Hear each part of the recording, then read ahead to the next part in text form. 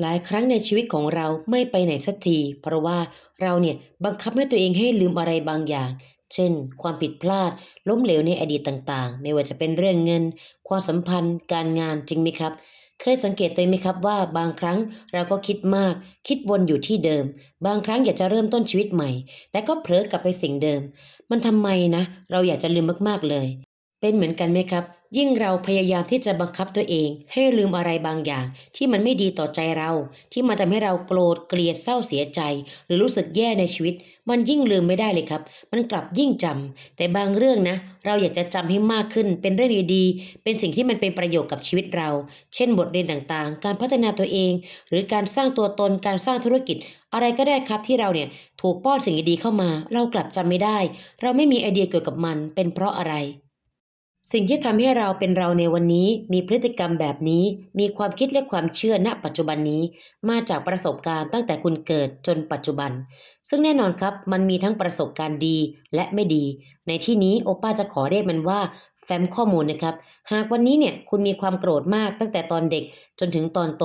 โกรธเรื่องอะไรก็ตามครับก็จะเรียกว่าแฟ้มโกรธหากคุณเนี่ยมีแฟ้มที่เกลียดก็จะมีแฟ้มเกลียดครับเพราะฉะนั้นเนี่ยมนุษย์ทุกคนมีทุกแฟ้มแหละครับเพียงแต่ว่า แฟ้มของใครเนี่ยจะหนามากกว่ากัน เราจะรู้ได้อย่างไรว่าแฟ้มนั้นหนา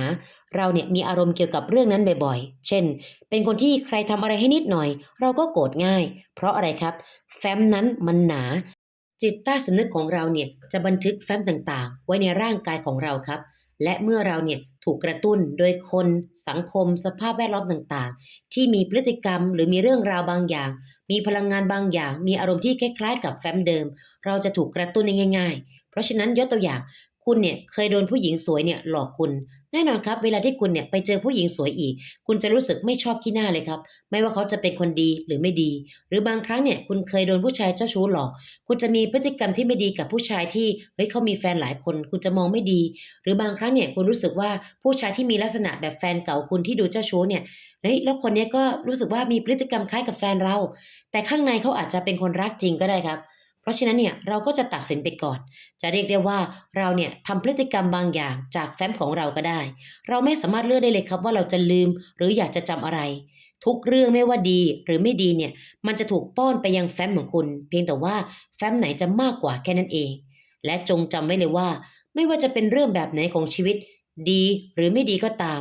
มันมาแล้วมันก็ผ่านไปได้ครับทั้งเรื่องที่เราอยากจะจำแล้วก็เรื่องที่เราอยากจะลืมและไม่ว่าเรื่องไหนเนี่ยก็ไม่มีเรื่องไหนที่อยู่ตลอดไปครับเพราะบางครั้งเนี่ยเรื่องนั้นแค่ไม่ได้ถูกกระตุ้นขึ้นมาแค่นั้นเอง ยกตัวอย่างเช่นคุณเนี่ยเป็นคนที่คิดมากถึงแฟนเก่าคุณครับหากคุณเนี่ยไปนั่งที่ร้านเหล้าหรือว่าดื่มแอลกอฮอล์ต่างๆเพราะฉะนั้นเนี่ยสิ่งที่คุณทำได้คืออะไรครับหลีกเลี่ยงจากสภาพแวดล้อมนั้นที่มันจะคอยเป็นสิ่งกระตุ้นคุณให้เป็นแบบนั้นมีพฤติกรรมแบบนั้นเมื่อก่อนนะครับสมัยตอนที่โอป้าอกหักบ่อยๆเนี่ยก็จะชอบไปที่ร้านเหล้าหรือว่าดื่มเบียร์ดื่มแอลกอฮอล์ครับทุกครั้งเนี่ยที่โอป้าแบบกินจนแบบมึนเนี่ยโอป้าก็จะคิดถึงแฟนเก่าตลอดเลยครับแต่ตอนเนี้ยโอป้าเนี่ยเลิกแอลกอฮอล์มาได้สักพักแล้ว เฮ้ยมันดีมากขึ้นเลยครับพอเราทำอย่างงี้ได้อีกอะเราก็ทำมาอีก1ปี2ปีปรากฏว่าพอเราเนี่ยไม่ได้ไปยุ่งกับสภาพแวดล้อมที่มันกระตุ้นเราเมื่อก่อนมันทำให้เราเนี่ยกลายเป็นคนที่ข้อ1เนี่ยไม่ดื่มแอลกอฮอล์แล้วนะครับข้อ2เนี่ยไม่ได้นึกถึงเรื่องเก่าๆแล้ว เอาง่ายๆครับแฟ้มทุกแฟ้มเนี่ยไม่ว่าดีหรือไม่ดีมันจะไม่มีวันหายไปจากสมองของเราจากร่างกายของเรา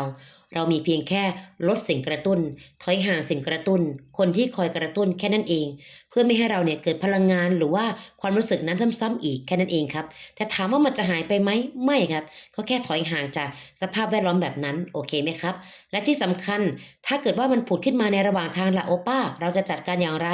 วิธีการง่ายๆครับ มีสติในการที่ความคิดเนี่ยมันโผล่เข้ามาวิธีการจัดการกับอารมณ์แย่ๆนะครับคือ space no react คิดให้ช้าลงสักนิดก่อนที่คุณจะตอบสนองเช่นคุณคิดภาพแฟนเก่าของคุณที่ทำร้ายจิตใจคุณเข้ามาในหัวปากเราเนี่ยปกติเราจะบ่นให้เขาเราจะด่าให้เขาเราจะสาปแช่งเขาใช่ไหมครับแต่เปลี่ยนใหม่พอเราเริ่มมีสติคิดช้าลง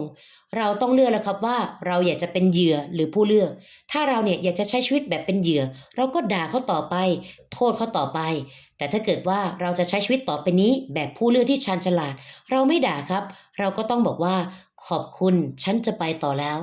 และวันนี้ให้คุณหาบทเรียนจากเรื่องที่มันไม่ดีตอนที่คุณเจอข้อผิดพลาดเนี่ยโอป้าเชื่อว่ามันมีบทเรียนอยู่เสมอครับในทาง NLP เขาเรียกว่าการหาเพชรในประสบการณ์ให้เจอ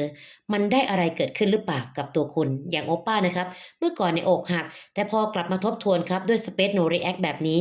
ทำให้โอป้ากลับมารักตัวเองขึ้นกลับมารักครอบครัวขึ้นคือเมื่อก่อนเนี่ยติดผู้หญิงเนี่ยไม่ยอมไปไหนเลยครับเฝ้าแต่เขาไม่มาบ้านเลยนะเพราะฉะนั้นตอนนี้เราอยู่แต่กับบ้านเราเนี่ยรักที่บ้านเรารักตัวเรารักสุขภาพของเราและเราเนี่ยไม่เอาตัวเองไปจุ่มกับสภาพแวดล้อมแบบนั้นอีกเชื่อไหมครับว่าใน1 ปีที่ผ่านมาเนี่ยที่เลิกกันโอป้ามีเงินมากขึ้นหลักล้านนะครับโอป้าสร้างบ้านใหม่นะโอป้าซื้อที่ดินและสามารถที่จะสร้างผลลัพธ์ใหม่ๆเห็นไหมครับว่าบางครั้งเนี่ยใครบางคนอาจจะเป็นจิ๊กซอว์ที่เป็นบทเรียนดีๆให้กับคุณก็ได้ทำให้เราเนี่ยรู้จักรักตัวเองรู้จักที่จะคัดกรองคนที่เข้ามาในชีวิตเรามากขึ้นนะไม่ว่าจะเป็นแฟนเพื่อนหรือคนรู้จักหรือพาร์ทเนอร์ที่ทำงานโอป้าเชื่อว่าเราไม่ต้องพยายามที่จะลืมหรือจำอะไรบางอย่าง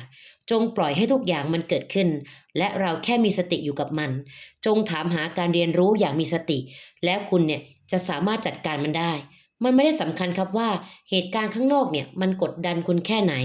แต่มันอยู่ที่ว่าคุณตอบสนองกับเรื่องนั้นอย่างไรต่างหากไม่ว่าจะเป็นเรื่องดีและเรื่องไม่ดีเพราะฉะนั้นวันนี้แค่เลือกวิธีการตอบสนองอย่างชาญฉลาดแบบผู้เลือกไม่บ่นไม่ด่าไม่โทษใครอีกต่อไป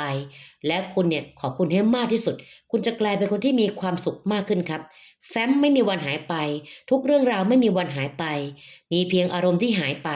และมีเพียงความหมายที่เปลี่ยนไปแค่นั้นเองครับและนี่ก็เป็นบทเรียน NLP Mindset ที่นำมาฝากในวันนี้นะครับใครชอบบทเรียน NLP Mindset แบบนี้พิมพ์คำว่าชอบให้โอป้าหน่อยละกันนะครับ Motivation Podcast สวัสดีครับ